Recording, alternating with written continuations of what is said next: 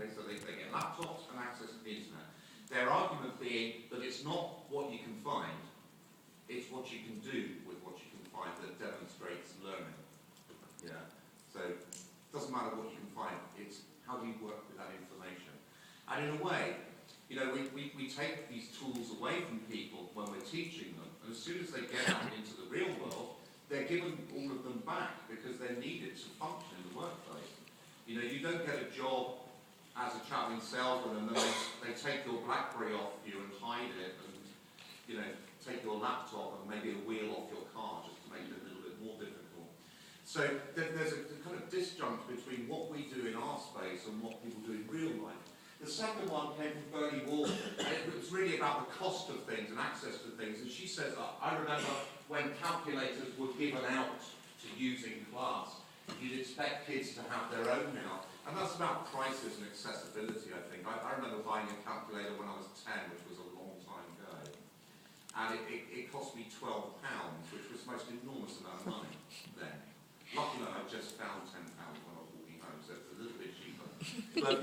But these things get cheaper and more accessible.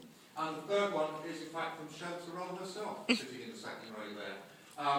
And it's about people carrying their learning around with them and beginning to get the point that learning isn't only bound to the four walls that we're currently in. So making it slightly more real and a slightly more transparent process between what we do in and out of the classroom.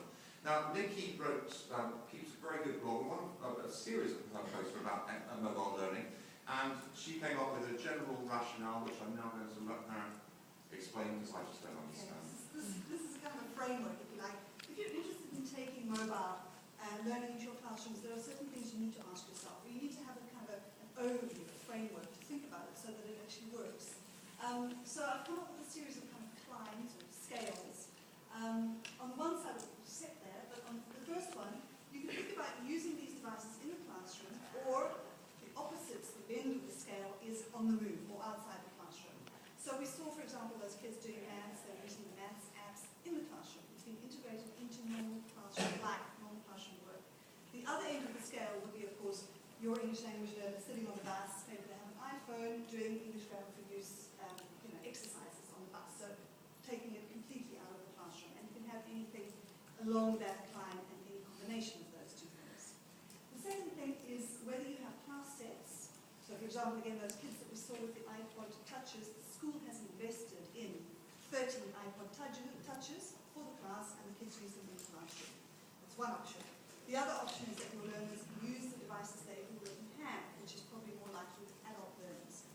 All of your students have got mobile phones. All mobile phones these days have photo capability and recording capability, and they can use those for class projects. So again, we have variations along that line. For class sets, it's much cheaper to invest in a class set than a full linked, networked computer lab. So worth thinking about. The third set there is the difference between rich content and discrete content. By rich content, I mean content that is linked to other stuff, multimedia, social networks. So the M4 Lit project, for example, had simple text, but it was linked to other things and interaction and so on.